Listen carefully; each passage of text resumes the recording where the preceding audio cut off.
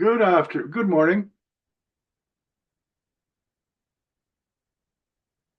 Morning, Brian. Oh, hey. How are Hi. you? Oh my gosh, it was fun trying to get on today. Oh, you I, made it. my computer. How are you? I'm good, thanks. How are you doing? I'm doing good. You have a good holiday last week, did you? Yeah, it was great. We went to Christina Lake, floated down the Kettle River. Oh my gosh. Christina Yeah. Lake, beautiful. Yeah. You should come up to Okanagan sometime. Yeah. So you're in the Okanagan? Yeah, I'm in Oh. North Okanagan, Oh. Falkland. It's between Vernon and Kamloops. Oh, okay. Famous for this Falkland Stampede.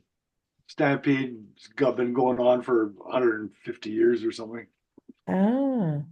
But I've that's the been to the whole. Stampede once. Oh, yeah. You're talking about Calgary, right? No, no, Falkland. Oh, my bad. Never mind. Where's Falkland?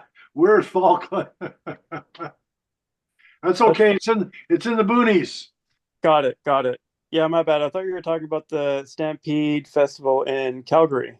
No, Falkland is the oldest stampede in, I think, next to Williams Lake Got you. in British Nice. Columbia. Yeah.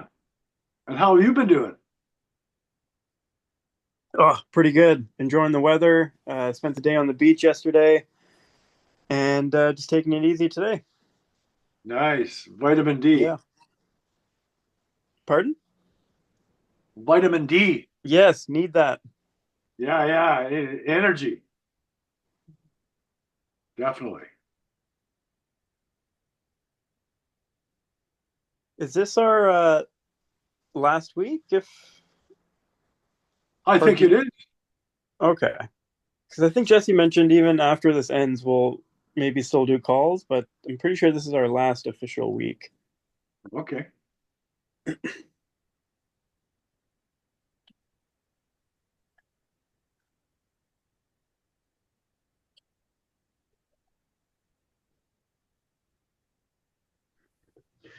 You got it. You got it, Sanjeev. Right. It's this is the last official module call. Next week we'll have a wrap up call. And then Christian wants to offer a couple of bonus calls. Uh, I'm not sure when he'll schedule those, but he's away at another retreat right now. He flew up from California to Ontario that he's for a retreat that he's on the whole weekend. So he won't be with us today, but he'll be back renewed and transformed.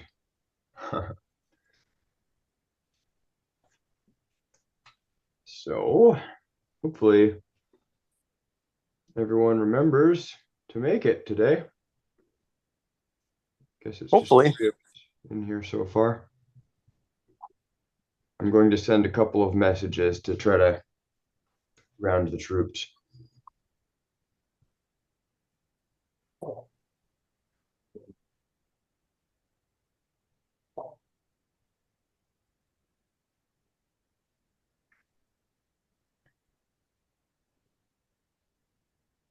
Hey, does my audio have an echo? Nope. No. No, not here. Excellent. Getting my equipment set up, calibrated. Things are working good.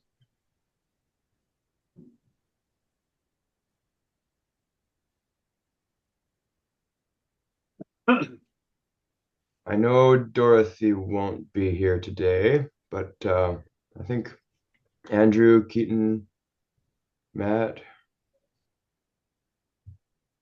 should be here.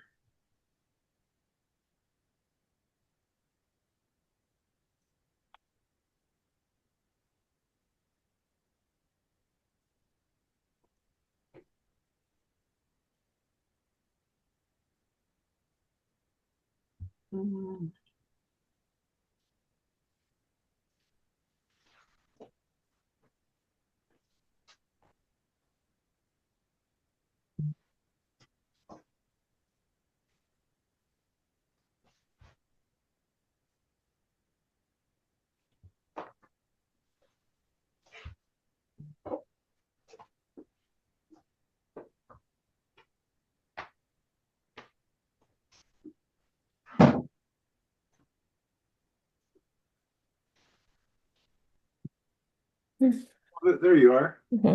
There I am. I can't see me yet. I'm gonna make sure my oh show self view. Okay. I want to make sure that's a good setup here. Let's see. Maybe more like that.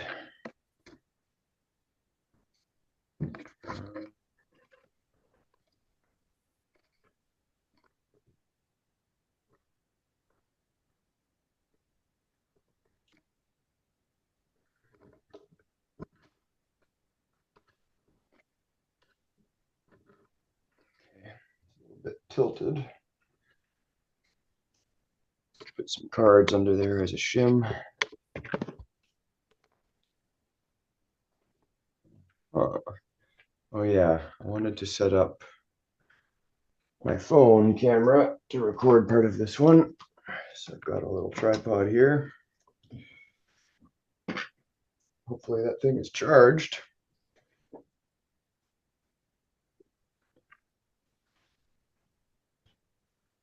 Well, this is the slowest start we've had so far for people trickling in.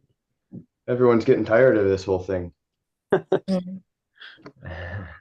How is No, it? we want more. Well, I'm gonna leave you guys wanting more. That's the idea. Oh, let's see. I was awake at 3 o'clock in the morning, so I decided to watch last week's session because I missed it and Mm-hmm. loved what you had to say, Brian. It was awesome. Oh, well, you learn things. It's actually, everybody's searching for something outside themselves, but actually it's inside.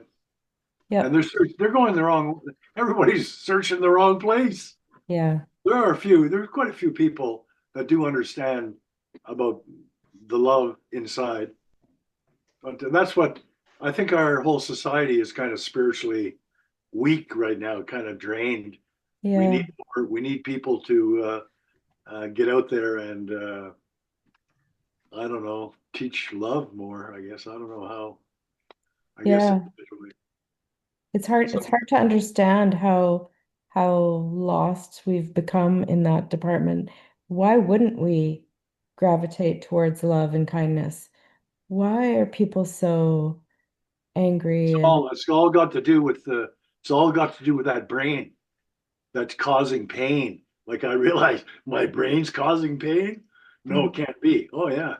Well, the brain, these marketeers and what I think is these marketeers, they know. They've already controlled the generation now with these iPhones and these smartphones. yeah. They've already controlled them. They know free thinking. No hugs. Very few hugs anymore. Yeah, I don't know either, Donna, where it's gone. All I got to do is look after my family and my closest friends. And yeah, Mhm. but thanks for that comment. I appreciate it. Mm. Yeah, I was just reading a little bit this morning where Aldous Huxley and Krishnamurti came up, put these comments in the chat here. Aldous Huxley said, their perfect adjustment to that abnormal society is a measure of their mental sickness. These millions of abnormally normal people living without a fuss in a society to which, if they were fully human beings, they ought not to be adjusted. Mm. And Krishnamurti sums it up.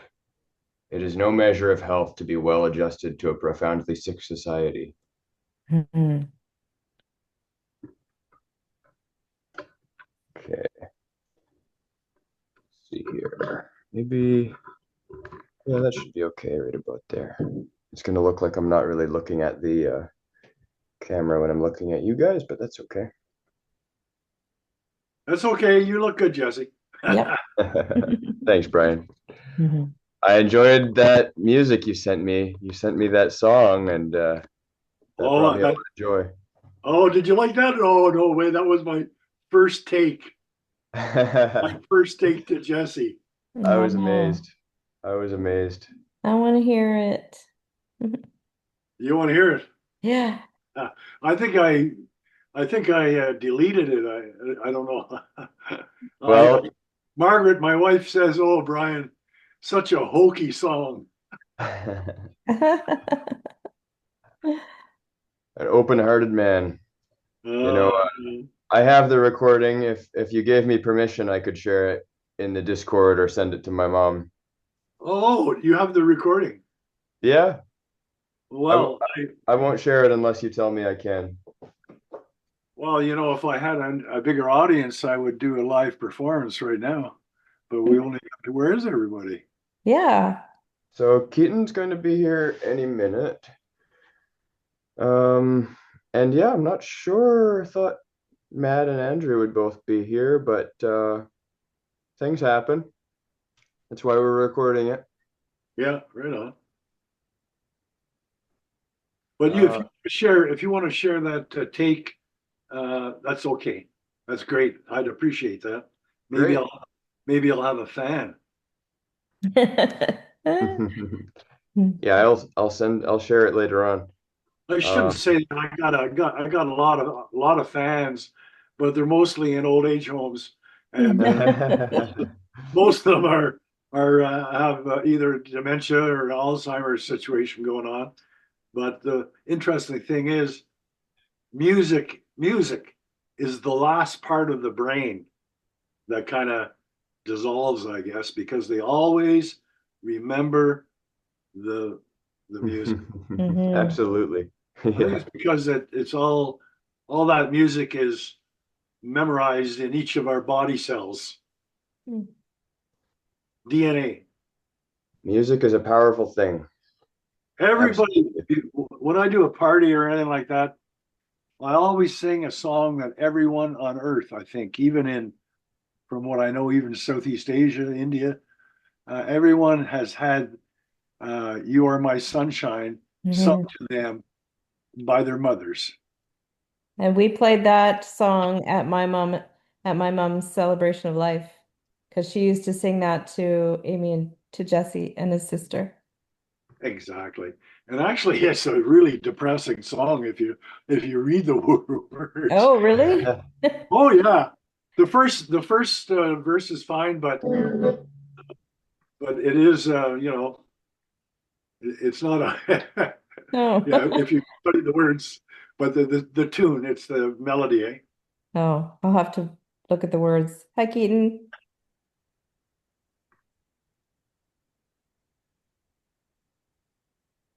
You're on mute. Good morning, good sir. Good morning. I said I'm sorry I'm late. I don't even know how that happened because Oh, no problem. We've time's got ahead. a smaller group today, which is just fine. It puts a little less pressure on me because I'm going to attempt something that's going to stretch my brain a little bit, and I'm going to record it. That sounds exciting. Yeah. I'm excited. I'm Uh, excited too. Holy crap. Me too. Should I hold on to something? yeah, hold on tight. Hold on Okay. tight. Let's go. Keep your arms and ears and nostrils inside the pod at all times. So let's see here. I'll tell you about what my goal is for today, and then I'll jump into it. So today we're touching on the week 8 topic, which is the motivation generator, infinite motivation generator. So I imagine one or two people may have struggled with motivation from time to time. Mm-hmm. Anyone yes to that? Oh yeah, Mm-hmm. capitally. So we're going to solve that problem. It's a lofty claim, so I hope I can live up to it. But the idea is we all know that willpower runs dry sometimes. And you say, I'm going to do this thing, and then you don't have the gusto or you don't feel like it and of course, energy levels fluctuate. So it's not always the case that at a given time you're going to feel energized to do what you hoped you were going to do. So things do fluctuate, and that's all right. But on an ongoing basis, we should be able to follow through with some consistency on the things we want to do in life. And when we can do that, it's very satisfying. So there's so many topics that extend out from this one. And all the topics we've covered so far connect to it. In fact, I'm going to pull out some notes here that tell us about all the 8 weeks. So, where are they? Okay, who can tell me what week 1 was on? Shadow. Shadow work. What was week 2? I don't know. You're asking really hard questions, man. I know. 6 I know. weeks ago? Yeah, it's a long time ago now. Week 2 was on the topic of mental bandwidth. I'm not going to look at the notes. I'm going to recall all these from my head because I made this course. I should know. Week 3 was on the topic of idea synthesis. Yeah. Week 4, really fun topic. Keaton knows. Flow. Mhm. Week 5 was on the topic of iteration. Week 6, individuation. Bit of more abstract, kind of challenging topic, but ties back to shadow work. It's kind of the core of Carl Jung's whole ethos is the process of individuation, the goal of individuation of the self. Then there's week 7 was on creative blocks. And, that was kind of just an exhale to realize, as Brian likes to say, there are no blocks. And the block is an illusion, or as one of the great Stoic writers, Ryan Holiday, would say, the obstacle is the way. And then there's week 8, the infinite motivation generator. So this course is about integrating conflicting aspects of the psyche. Because if your psyche is at odds with itself, you waste a lot of energy. So look at week 2, for example, mental bandwidth. That was a very practical level of analysis of the problem of energy, which is that if your space isn't conducive to good routines and habits, then your physical environment is at odds with your psyche or your goals or your intentions. Or there's also the internal aspects of your environment that contribute to mental bandwidth expansion. So mental bandwidth, I'm going to connect to all these other topics as well. Week 1, shadow work, it connects to all these other topics. All these topics are interconnected. So motivation is very difficult to sustain if you don't have a lot of energy, right? It's very difficult to sustain if you're at odds with yourself and different aspects of your psyche are in conflict. And of course, we started with shadow work because so much of the psyche is unconscious. It's like most of the iceberg is underneath the water. So actually, I'll bring up a little graphic here there's a psychologist named Paul Conti, who was on the Andrew Huberman podcast 4 times at least. They did 4 conversations that were each 3 hours long. So let's see, should be able to see. Can you sort of see that? Ooh. That's the iceberg model of the mind. So we've got the conscious mind is just the tip of the iceberg. Then we've got the water surface. We have character structures up here. We have unhealthy defense mechanisms, branches that stem from below the surface. They're disorganized and they prevent the light from shining through. The unconscious mind, complicated and mysterious. And then there's healthy defense mechanisms, branches that stem from below the surface that are organized in a manner that allows for light to shine through. And light is a good metaphor for awareness. And as the Buddhist mindfulness teacher Thich Nhat Hanh said, awareness is like the sun. When it shines on things, they are transformed. So that's why we started with shadow work. We're shining a light on aspects of the self that day-to-day life and limited mental bandwidth doesn't allow light to shine on. So we're learning to not run from our shadow, but to face it. So now I'm going to begin to try to outline for you guys what the motivation generator looks like. And it's going to require some patience on your part. This is why I'm going to talk about this whole system on this live call today. And then I'll be implementing all the aspects of this system in the module that you can go and study.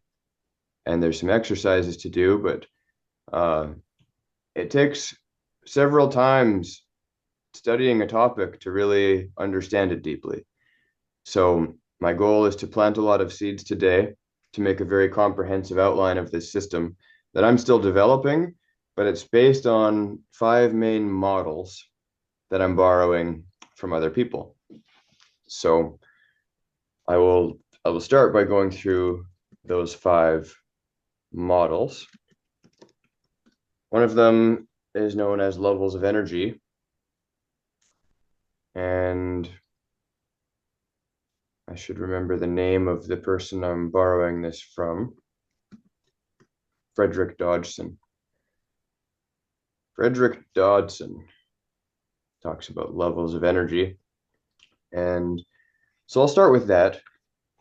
But bear with me, it's going to be a bit of a trip to go through all these 5 models and then map them all together. So each of these 5 models is very useful on their own. Some of them you've heard of before, like Maslow's hierarchy of needs. Maslow's hierarchy is a useful model. It has problems, but it's a useful model.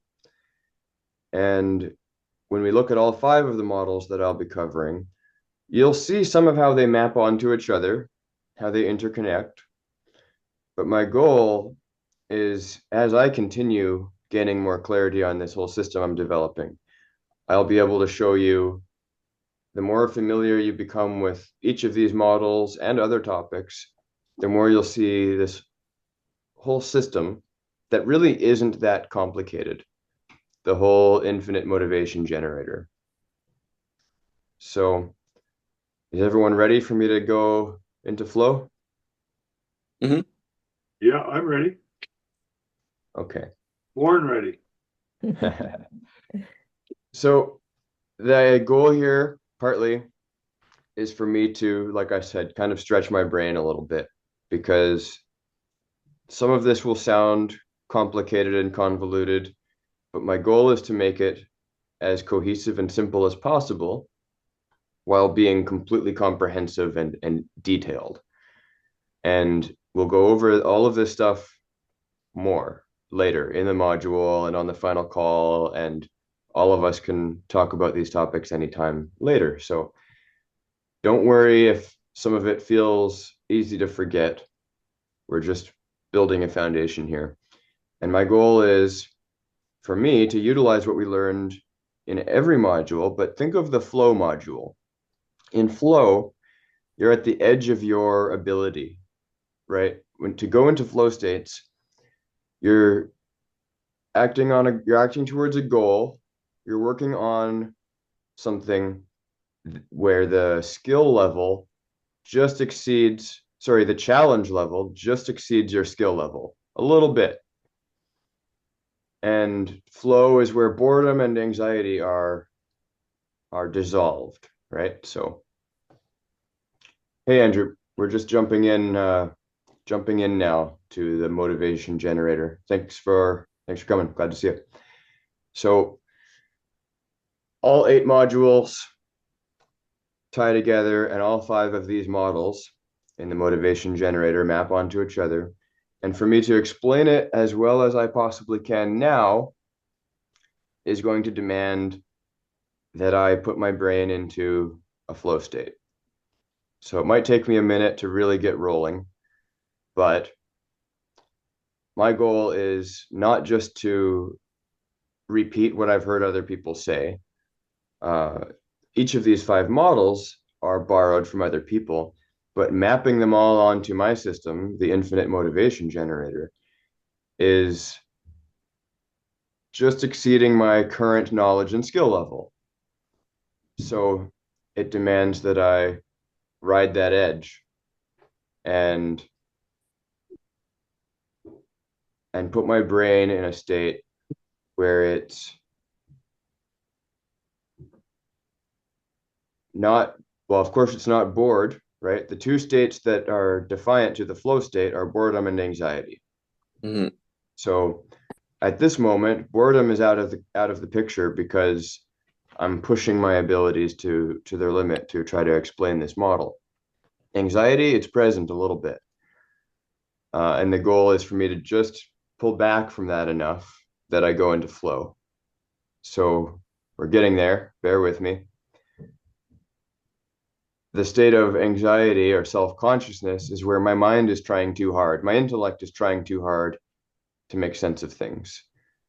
But as I get rolling, I'll be in a state where none of my mental energy is being spent on reflective analysis. I'm just explaining sort of off the cuff from a state of pure understanding, not from a state of memory. So if I was just trying to explain this all from pure memory, then it would be kind of a pure state of self-critical analysis, or I'd have to just read it off of paper. And I have some paper notes here, but so let me get started with the topic of levels of energy. This is the first of the 5 models that are going to map on to the infinite motivation generator. So levels of energy consists of this sort of spiral system here, which don't know if my camera will focus that close, but I will read it out for you. So there's how many levels? 1, 2, 3, 4, 5, 6, 7, 8 levels here. And at the bottom, we have apathy. Let's see. There we go. You can sort of more clear there. We got apathy. Actually, maybe I'll turn my camera around here so I can read it at the same time. That's a little better. Starts with apathy. The next level up is grief. The next level up is fear. Then we have anger. Then we have courage. Then we have desire. Then we have purpose. And then we have love. Now, at first glance, you think, of course, these higher levels are the better levels. These are the better states of mind or states of consciousness to be acting from, right? Courage, desire, purpose, and love. But the reality is these lower levels also serve their purposes in certain contexts to protect you, essentially. So let's look at fear. Fear, your psyche could protect you from fear by going down to a lower level, which is grief. Or if the context isn't safe for grief, you'll go down to an even lower level, which is apathy. Now, apathy is a very unmotivated state, right? It's like the opposite of motivation. So careless in a sense, kind of numb. Now, if someone's in apathy or grief or fear or anger, and you tell them, well, you should be acting from a state of higher purpose, now they're going to be trying to skip steps that are actually important steps. Mm-hmm. So to clarify that, let's say you're in a state of apathy, and you're never going to just live in one of these all the time, right? You might be very integrated and often living in a state of purpose and love, but certain things will happen and you'll go into lower energy states. And partly that's just circumstantial, and partly that's also physical energy. If you have less physical energy, then uh, you can't necessarily summon all of your courage, right? So if you're down in apathy and someone tells you, well, you got to get angry, you got to summon all the anger that you refused to feel. Your psyche didn't allow you to feel it. It wasn't safe to feel all that anger. Well, if you're in apathy, you can't skip the grief and the fear. So someone who's in apathy, they might need to be encouraged with hope, right? A sense of hope. Hmm. A sense of hope means, okay, there is a way out of apathy. You can't just tell them, oh, you should just be acting out of love all the time. No, they're in apathy.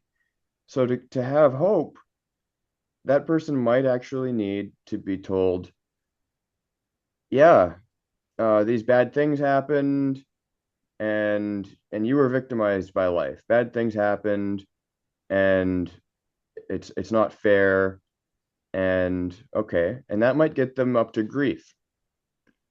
Now, someone might say, well, that's not good. You don't want to be a victim. You don't want to think of yourself as a victim. Well, sure. But saying that means you're up in courage, desire, purpose, and love. So if someone's in apathy and you tell them, well, don't be a victim, it doesn't help them. There is a level of energy that needs to be given hope by the reality that, well, life does victimize you a bit. We are victims. You don't want to stay in that mindset, but it's a reality that maybe bad things happened that you had to grieve, and maybe you didn't grieve them yet. Or things were really scary, but you couldn't face them. You had to pull back from them and stay in grief or go all the way down to apathy. So in that sense, yes, life is scary. We're a victim of the fact that life is scary. So it's okay to, instead of going right to courage, realizing, okay, we might have to experience grief. Mhm. We might have to cry. Might have to cry. You can't skip it. Okay, so the grief, once you're in there, and that's safe, you're no longer being protected from it by apathy. Now that person, or you, when you're in that level of energy, you might need to hear, okay, you got to take a little more responsibility now. You can't stay a victim.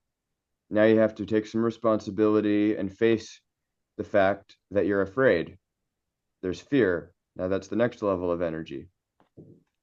So now you're starting to transcend victimhood, but you're still there. And the next level before courage, completely overcoming fear, is anger. The source of the energy that's going to get you up to courage might be allowing yourself to be safe to feel the anger.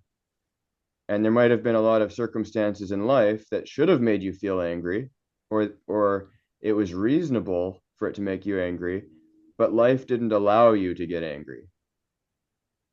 So you had to go down to fear, or down to grief, or down to apathy. Okay, so anger, if someone is in that stage, now you could tell them about forgiveness, for example. if you're in a victim stage, like grief, maybe forgiveness isn't the key to going up to the next level. Mhm. But if you're up in anger, now you have the level of energy to start looking at forgiveness. Is my video frozen? No, Uh, I'm not seeing you. I'm seeing Brian. I, Oh, it should just be that you got to click up in the top right corner to go into gallery view or speaker view instead of, or maybe you have Brian pinned. I'm not sure. Your video is frozen, but we really can't see that. Yeah. We really can't see it very well. Okay. Well, that's all right. Actually, what another thing I can do is send you guys a graphic of this spiral. So let's see here, just a moment.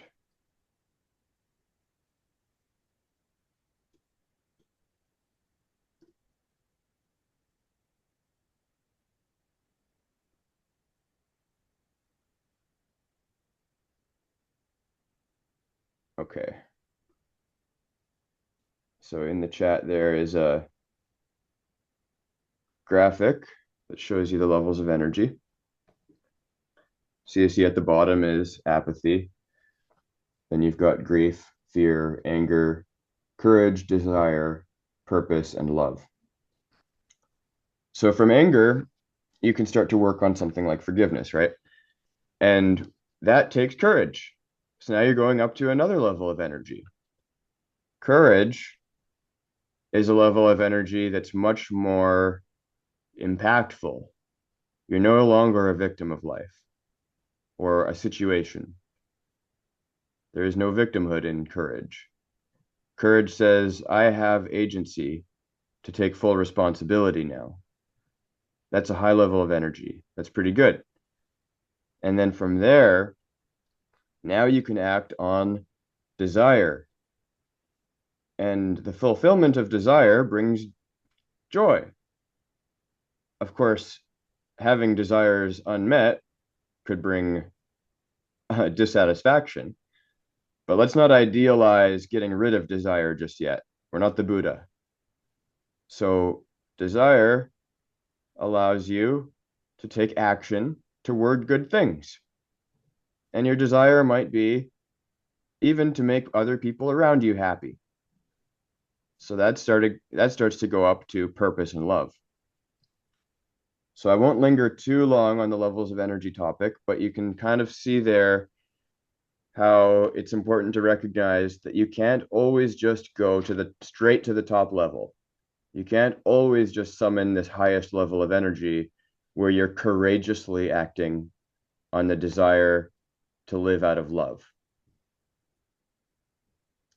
So that's cool. It's a cool topic, and we'll cover that in more detail in the actual module when I put all that in the course. Now, Maslow's hierarchy you've probably heard of. So now we're going to look at an upside right pyramid instead of an upside down pyramid. And again, I'll go get a graphic of that quickly here.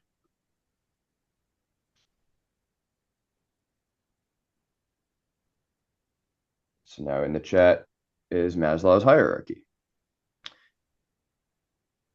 Maslow's hierarchy. At the bottom, it's the hierarchy of needs, right? So at the bottom, we have physiological needs. Of course, it's the obvious stuff like breathing, food, water, sex in the sense that existing in the first place requires reproduction to take place, sleep, homeostasis, and excretion. So your body has to do all these things. It has to eat food. It can't go very long without breathing. Breathing is kind of number one. That's about 4 minutes, 5 minutes before you're in a pretty bad state. Next would be water. You can fast for several days or weeks if your body's really well prepared for it. But water, a few days, you're getting in a pretty dire situation. Okay, so that stuff's pretty obvious. You need your physiological needs met. Then there's safety. And to have safety, you might need to feel like you have a home that's safe. You need to have employment or some source of sustenance, resources, a source of the food, um, family, basic health, property, or some sense of a space that's safe for you. Okay, and then there's love and belonging. Now, we all want friendship and family and intimate connection, but not if your nose is plugged and your mouth is covered up, or you don't have any food, or you haven't slept in a week. If you haven't slept in a week and you haven't eaten, then having a healthy friend circle is not your main priority, right? If you're homeless and starving, then your family connection, as great as it would be to have healthy family connections, it's not the main foundation to work on. Okay, so still, it's all pretty obvious, right? Next level up is esteem. Now we're getting more into psychological levels of well-being. So if your basic needs are met, now you can seek out the things that allow a higher self-esteem, confidence, a sense of achievement, other people respect you. Now that gives you a whole nother level of psychological wellness and physiological wellness as well. And then we get up to this higher level that we're really all aiming for, which is self-actualization. And self-actualization you can also map onto individuation. So we covered individuation in week 6, which is reconciling the difference between small s self and capital S self. Small s self is fragmented, and it's more about self-protection. It comes from that place of less healthy protective mechanisms and conflicting aspects of the psyche that are not reconciled. Capital S self is whole and integrated and has access to a lot more energy because it's not at odds with itself. It's like when you're carving against the grain, or if you're just like pushing your hands against each other, then you can't easily move your right hand to the left if your left hand's pushing it to the right. So the psyche does that as well, especially due to the fact that if you're stuck down in physiological and safety needs, you really can't spend a lot of energy investigating your unconscious and finding out what's at odds with your psyche, what's fragmented. You're busy trying to make sure your basic needs are met. And again, like with the levels of energy, that's okay, that's good, that's fine. It's just not the most ideal. So if you're in apathy or grief or fear or anger, it's kind of like when you're really still focused on these first 3 levels of Maslow's hierarchy. And you can't spend a lot of time focusing on, let's say, creative life purpose if you're not sure how you're going to get enough food. But if you have generally access to enough food, water, all the basic needs, you have a safe place to sleep where there's no animals that are going to eat you, then you're likely also in a position where you have some friends and family support, in which case you know that, let's say you run out of money, you're probably still not starving. So you're safe. Your basic needs are met and you're safe. Now you can start focusing on, oh, well, how do I live in a way that allows me to have more respect from other people, self-esteem, and then start working on self-actualization, which is where the deeper life purpose comes in. So then morality, creativity, spontaneity, problem solving, a lack of prejudice, and an acceptance of facts. Acceptance of facts means you can integrate the reality of your unconscious. You can face the realities of your shadow, right? So shadow work on its own is difficult work. And if you're focused on having enough food and water, you don't have energy to do a lot of shadow work. And again, that's fine. You want to focus on the foundation so that you can get there. Okay, again, that's enough time spent on Maslow's hierarchy for now. Now we're going to talk about levels of motivation. I'm going to try plugging my camera for a moment, see if I can restore my video feed. How's that? Beautiful. Excellent. Okay, so now we're on to the levels of motivation audit. Things start to get pretty interesting here. And that's too blurry for you guys, so I'm just going to talk. All right. Now, I want you to start to try to notice how all of these topics map onto each other. The levels of motivation is about creating a coherent, overarching goal for your life, a definite major purpose, and a state of a non-contradiction of the different levels of your psyche. Now, when I say levels of psyche, forget about levels of energy in Maslow's hierarchy for a minute. We're talking about something a little different. We're going to talk about the levels of your motivation, different types of motivation.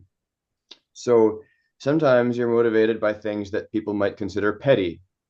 We're going to call that the petty self motivations. The petty self wants applause. It wants to prove someone wrong about you. Someone who had a negative thought about you, you want to prove them wrong. It's motivated by status and pride. Not achievement for the sake of self-actualization, but achievement for the sake of applause. It's motivated by envy and resentment. Now, just like with the other topics we've talked about so far, we don't want to demonize these things because then you go into a state of self-attack and you can't hate yourself into loving yourself. So we have to acknowledge the reality of all the levels. It doesn't mean our goal is to live there and just seek people's applause all the time, or prove people wrong about us, or act on resentment in a way that causes harm to other people. But if you deny it, now you're at odds with yourself. If you deny that there's resentment, you're at odds. So this dims your fire, it dims your energy. If you're at odds with yourself, your mental bandwidth is being sacrificed. Okay, we'll go back to that. The next level of energy, there's 3 levels. The next level, the mid-range level, is survival, body, day-to-day motivations. It's a little bit like the first 3 levels of Maslow's hierarchy. You're motivated by hunger. Now, when you're hungry, it doesn't mean that now your whole life is focused on the first level of Maslow's hierarchy. It just means that right now, at noon, it's time for lunch. And you might be able to push it and delay it for a little while or skip lunch entirely. But if you do that, when dinner time comes around, it might be a little challenging to be purely motivated by those higher levels of energy or the higher stages of Maslow's hierarchy. You don't want to do a bunch of shadow work unless you're fasting intentionally. Sometimes that's energizing, but forget that. You're just hungry right now. Your goal now isn't to work on your self-esteem and getting respect from other people and self-actualizing. Your goal right now is to make a darn meal and chew it up. Okay. Now, it might also be that you're just craving something sweet. You want some ice cream. Well, now you're going to be motivated to walk to the ice cream stand or go to the freezer and open whatever it is. Okay. And again, you can't deny that the craving is there. You can have an integrated psyche that makes decisions more easily instead of going, oh, should I or shouldn't I eat the ice cream?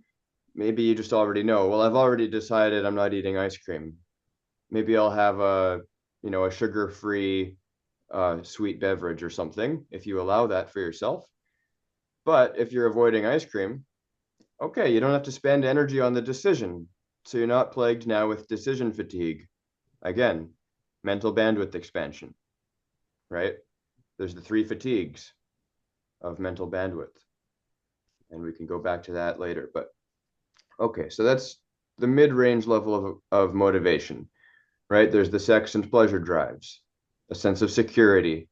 There's also aggression, which is protecting your physical body. If someone is threatening you, now you're not focused on self-actualization and love so much. You're going to maybe be focused on protecting your body. And that doesn't mean you go and punch them in the face, but it might mean you think, okay, do I need to run? Do I need to say something to protect my boundaries? That's what's going to be motivating you in that moment. Okay. Now we're going to go to the third level of motivation, which I will call higher purpose motivations. This is what we idealize. We like to be driven by higher purpose motivations, love, or the personal myth of your life, being driven by the personal myth, the arc of the story, leaving a legacy, knowing that you're a mortal being who eventually, it doesn't matter how well your basic needs are met, you are going to die, right? Now we get to these higher purpose levels where it's not all about self-protection, and it's not about resentment or envy or any of that stuff, and it's not about eating food. Ideally, we become so integrated that all of those lower levels are always serving the purpose of allowing yourself to go towards higher purpose. So someone might say, well, I'm motivated by improving life for all of mankind. But maybe they're actually mostly stuck in the first 3 levels of Maslow's hierarchy. So to put it bluntly, they're full of shit. They're self-deceiving themselves, because if you're all focused on, if you don't have a good friend network, then you don't actually have the psychological wholeness and esteem to constantly be living in that self-actualization level and working on that level of your needs, Maslow's hierarchy of needs. So for self-actualization to occur, you do have to have those lower levels managed effectively. Now, when we go into the actual course module for this model of motivation, the levels of motivation audit that we're talking about right now, petty motivations, survival motivations, day-to-day, and higher purpose motivations, we're going to do a deep audit of all 3 levels. And you're going to have to get really honest with yourself about all of it. When do I want to prove people wrong about me? Who do I resent? And how am I motivated by that resentment? How much do I just want people's applause and recognition? None of it's evil or bad, exactly. I mean, the way that you act on it can be, but forget that. The reality that it exists in your psyche, if you deny it, now you're deceiving yourself and acting at odds with yourself. So to shine the light of awareness on it is what allows it to transform. So petty motivations. Okay, these people hurt me. I resent them. Yes, it's real. So now what? Now I can decide what I want to do about it. And part of that just means sitting with the reality and facing it. Okay, now we can do some shadow work. As long as I'm energized enough.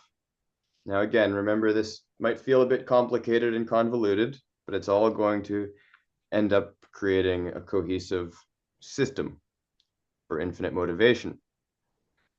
So if you're in a state of energy where, let's say, you're kind of past apathy, grief, and fear, and you can go up to anger.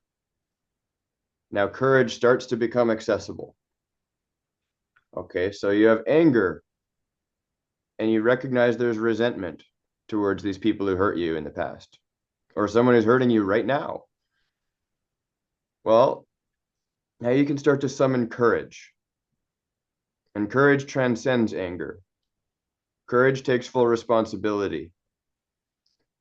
It's going toward love, because love, of course, it transcends anger. But you can't just pretend that you're going to act from a state of love if there's anger living in your body, living in your psyche. It has to be faced. So when we do the levels of motivation audit, it's going to be it might be difficult to get that honest with yourself, but it will energize you, and it'll allow you to transform these things and move up to the higher purpose motivations and allow these lower levels to serve the higher levels. So your higher purpose motivation might have to do with improving life for all of humanity, or it might be leaving a legacy for your future generations, your grandchildren, your great-grandchildren, your great-great-grandchildren. You want to leave behind good things in the world. You want the way that you've affected everyone around you to end up being good for your great-grandchildren. That's a higher self motivation. Okay, now I won't linger too long on levels of motivation. That should be somewhat clear. When you do the audit, you're going to look at also the middle level. The middle of the three is the day-to-day self-motivations, like I want some ice cream. My body is having a craving and I want some ice cream. Well, maybe it's fine. Maybe your nutrition is pretty good and you can have some ice cream here and there. It's a hot, sunny day. Eat some ice cream. Or maybe you're like me or my mom and you've got some problems with your body. Maybe it's an autoimmune disease or something. And if you eat ice cream, it really has a negative consequence. And now you're going to be stuck in a lower level of energy where you can't transcend the petty levels of motivation. Your psyche doesn't have the energy to get past, oh, I want people to have good thoughts about me. I want to get rid of people's bad thoughts about me. So that's no good. So you want to do a self audit where you look at the opportunity cost of acting on the petty motivations and the day-to-day motivations ineffectively. So there's a big difference between recognizing them and acting on them. When you recognize them, you can decide then how you're going to act on them. And like I said, that might be, oh, I resent this person. Oh, maybe I should just have a conversation with them. I can forgive them, but I can have a new boundary and tell them, when you act this way towards me or communicate this way towards me, I have this feeling of anger come up, and I'd like to explain why, and I'd like to ask you if we could have things change. Well, that might be a lot healthier than like passive aggressiveness or just rejecting them or having lots of angry thoughts at them or whatever it is, right? So That's the purpose of the levels of motivation audit, is to allow yourself to build solid platforms at the petty level, at the day-to-day level, so that most of the time you can have an integrated system that lets you serve the higher purpose motivations. And when you're living in a way that serves your higher purpose motivations, that in and of itself energizes you. And when you have a lot of energy, your mental bandwidth expands drastically. And now, what's this course about? The creative Wayfinder?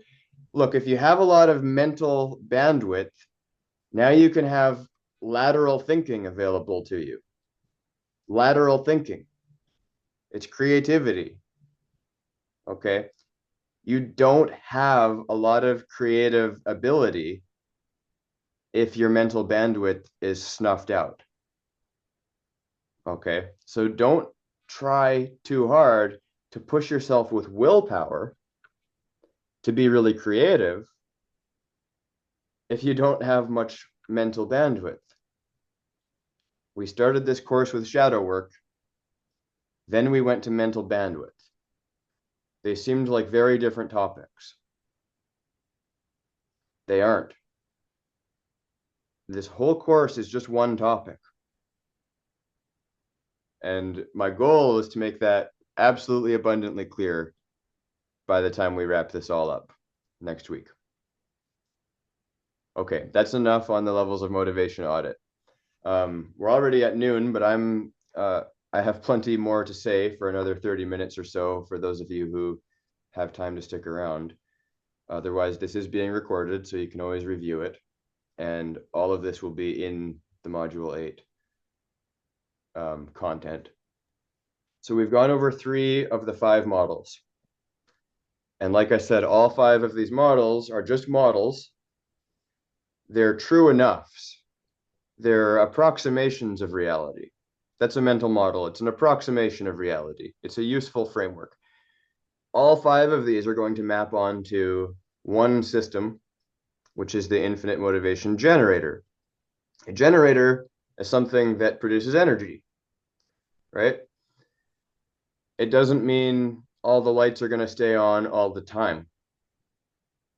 It means you have access to something that will restore your energy.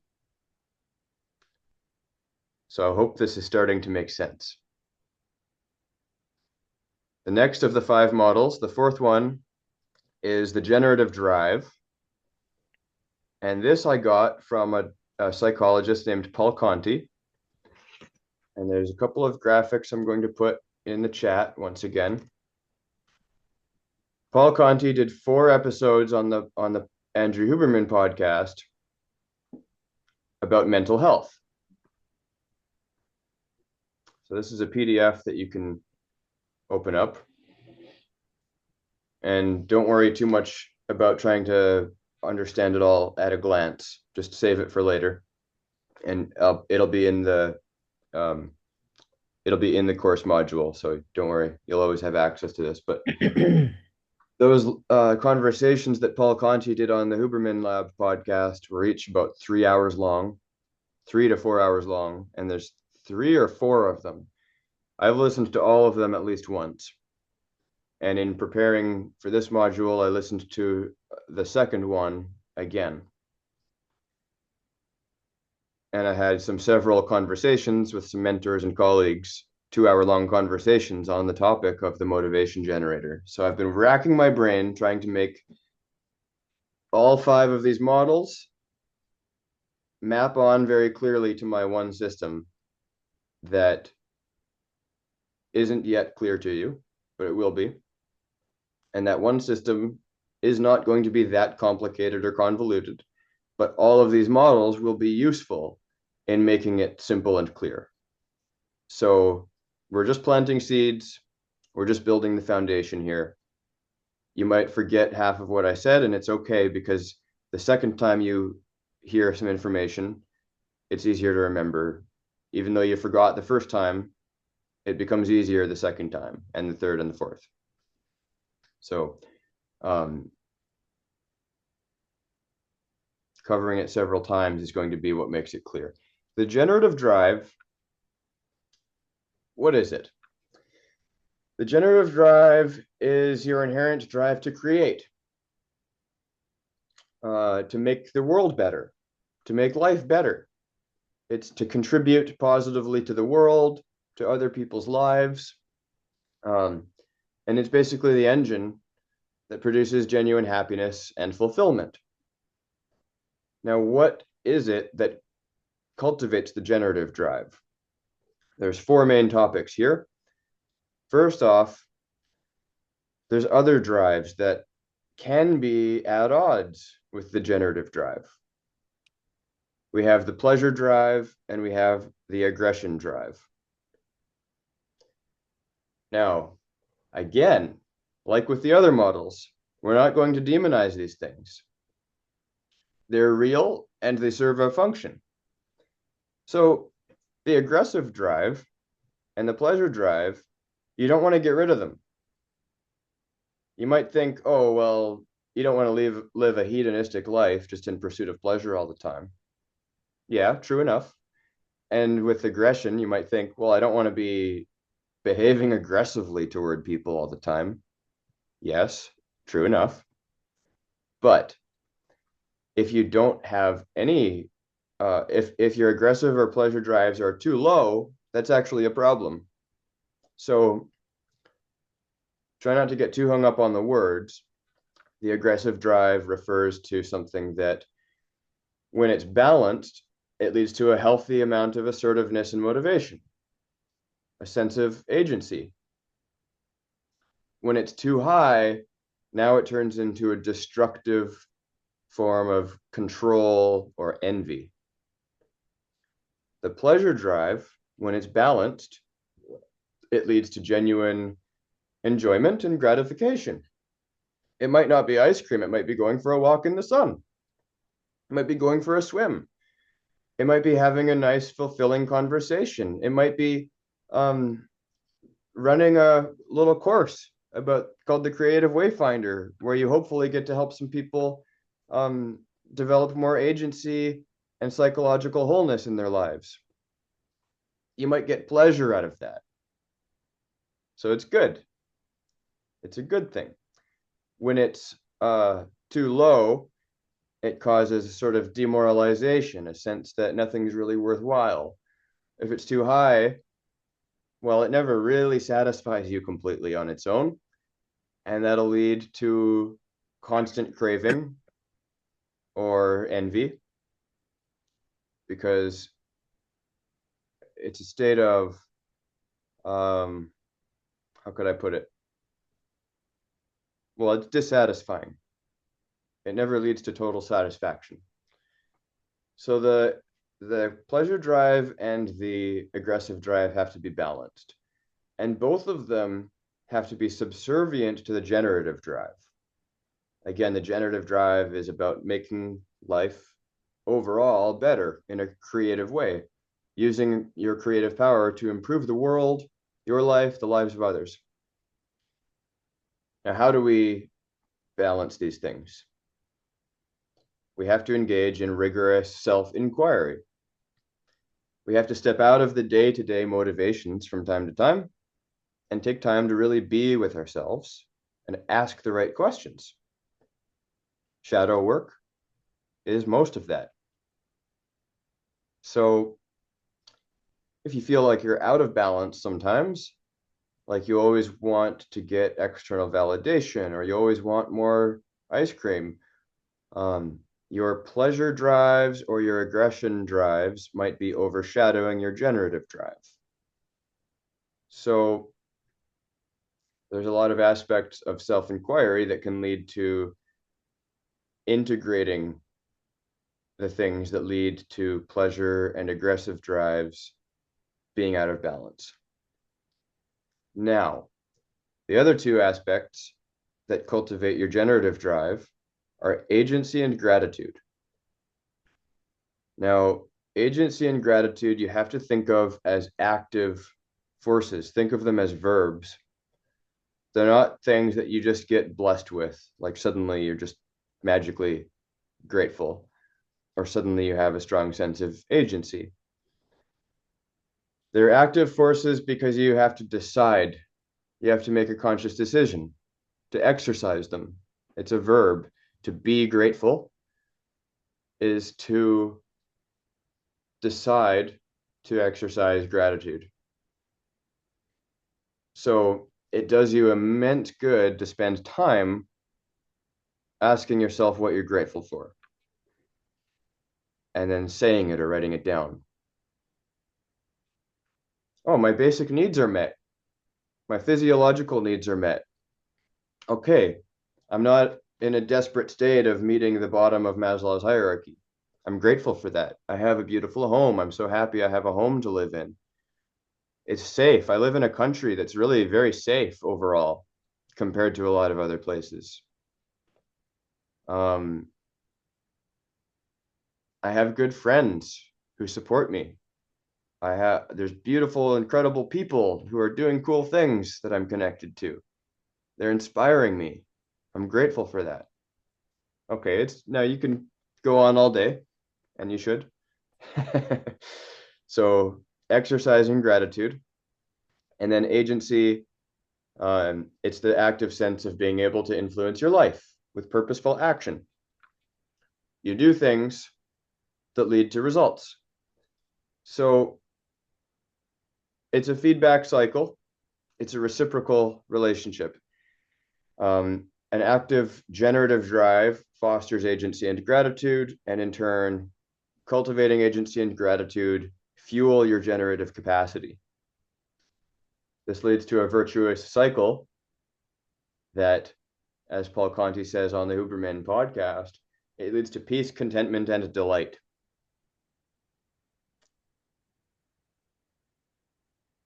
Peace, contentment, and delight are very energizing. When you're in a state of peace, and remember, flow states involve a sense of deep contentment and satisfaction.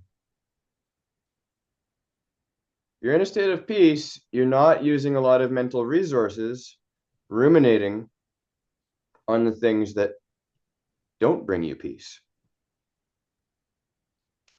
As you cultivate a state of peace, you have a lot of mental bandwidth available for lateral thinking, which, by the way, when you can think more laterally, you have access to more awareness of what you're grateful for, and you have access to more ideas about how you have a sense of control over your life, agency. So you're starting to see how all these things feed into each other. Generative drive, you don't just magically snap your fingers and have a powerful generative drive. But when you exercise agency and gratitude, you have more generative drive, you improve your life. Now you have more things to be grateful for. You have more agency. Now you have more mental bandwidth. Now you have access to more lateral thinking. With that lateral thinking, now you have even more ability to cultivate agency and gratitude and cultivate the generative drive, looping, looping, looping until you're just spiraling upward all the time. And when your energy is low and you're down in apathy, grief, fear, anger,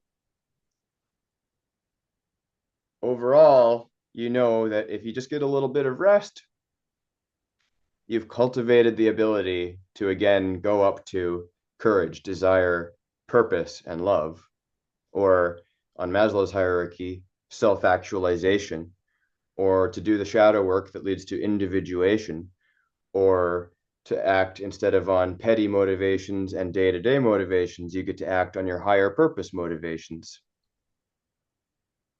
You see how this all ties together? This has been my goal for the last 8 weeks, to show you that the shadow work, although difficult, when you have the energy to do it, allows you to cultivate agency and gratitude. You end up expanding your generative drive. You end up living in a state where you're serving your higher purpose motivations most of the time. After this call, I'm going to make some food. I'm going to eat some food. I'm not going to be thinking, how am I improving the whole world right now? But I am. Instead of, I need to survive. I need to eat some eggs to survive. I'm eating some eggs. I'm enjoying my lunch. And I have fresh farm eggs every day. hey, there you go. There's a lot to be grateful for living on that farm. So suddenly, even when you're serving the lowest levels of Maslow's hierarchy, you're serving the highest levels of Maslow's hierarchy. Now, suddenly, when you're stuck down in apathy, grief, fear, anger, you know how to relatively easily get yourself to the next level, the next level, the next level, and suddenly you're way back up in a high level of energy again. You know that when resentment comes to the surface, inevitably it will again. The petty motivations are never just going to permanently go away. I mean, maybe enlightened people, but couldn't tell you. Those things will come up, but it will be easy to integrate them without being at odds with yourself. Okay, one last mental model of the 5. Identity rebirth.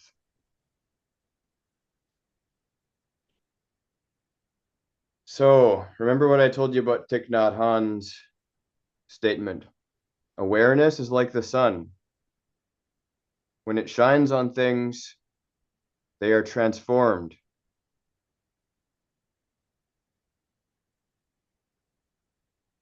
When you become more self-aware through all of these mental models, through all of this work, your self is transformed. You make progress towards individuation, self-actualization. When we don't run away from our shadow, we face it, we start experiencing a deep identity level change. Now your behaviors and habits aren't something that you have to use a bunch of willpower to transform. You're transforming on a deep identity level. All of your habits and behaviors emanate from your core identity. Your core identity is based on what you pay attention to, which is determined by your pursuit of goals.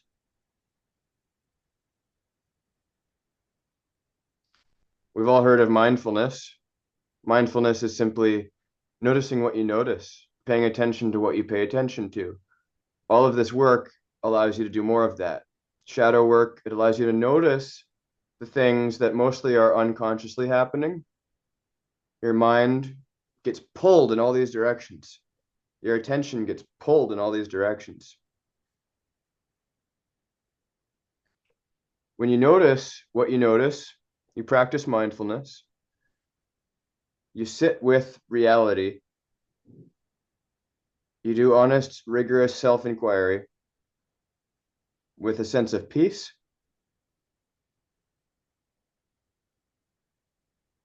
Your goals become more integrated. And now, whatever individual goals you're focusing on at the time, you're able to have an overarching, coherent, definite major purpose of self-actualization, expansion of your generative drive, living for legacy, not just self-protection. We are going to die. And the most fulfilling thing we can possibly do is live out a much deeper purpose than protecting our ego.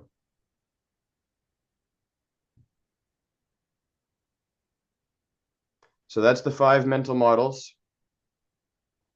of the infinite motivation generator. And over the next week, all of those models will be put into module 8 of the course, plus a simple explanation of the infinite motivation generator. So you're going to run low on willpower sometimes. You're going to get tired. Sometimes you won't have enough energy to get out of apathy, or the grief is going to be overwhelming and you can't go up to anger and courage. You have to just sit with the grief. Or you have to be living in the state of courage, but you're not quite living in a pure state of peaceful love that's motivating you. All of these things are okay. Our energy is going to fluctuate, but we don't have to think, oh no, I'm so unmotivated. Why can't I do the things that I should do for my higher purpose? I'm such and such. We don't need to attack ourselves. We can't hate ourselves into loving ourselves. So I hope that made sense. I appreciate everyone's patience. It does take patience to understand these things. I want to congratulate you. All of you have been incredibly consistent doing this work. And you might feel like you skipped some things or you didn't always. All of that's okay. We're not in a hurry. You showed up. You're doing the work that most people aren't doing. So I commend you from the bottom of my heart. And I'm so grateful. This has been a lot of fun. It's been as transformative or more for me than maybe anyone. So thank you, guys.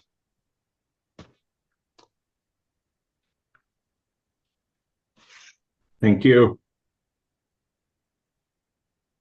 It's been cool. So we'll all meet up again in a week. Feel free to share any insights and experiences, challenges in the Discord, and we'll continue from here. Thanks, Jesse. Yeah. Appreciate you, Jesse. Yeah. Appreciate you, Thanks, Sanjeev. Jesse. Appreciate you, Brian. Appreciate you, Keaton. I appreciate you, Andrew. Appreciate you, Mom. Likewise. So unless anyone has any closing remarks, I feel like I went into flow and pulled it off. You did. Now I'm going to have some lunch. Take care of some basic needs. Bye, everyone. It's very, very interesting, Jesse, that the song that I wrote was all about gratitude. Oh. Yes. Simple stuff. It's kind of interesting how it came to me. But you know, waking up with the sun, feeling the air, you know, the grass green, thankful every day,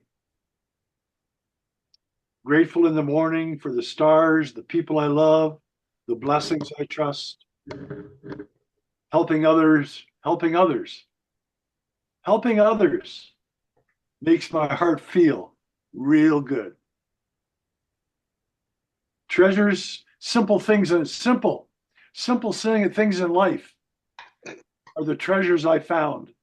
I walked by the river and just watching the world go by. Yeah, that's it's very simple. But what I'm going to do is I'm going to practice this week, and I'm gonna do I'll perform that song as my closing tribute to you, the course, to all you folks. Yeah, it's been very exciting, simple journey for me for the last 8 weeks. Very, very grateful. My body pain, pretty well gone. I'm moving more. Yeah. You know what that's worth? Everything. Ah, no more pain. I'm still having a little bit of a challenge getting around, but I want to just keep moving. But thanks, Jesse. You're awesome. Mm. Love you, man. You're awesome too.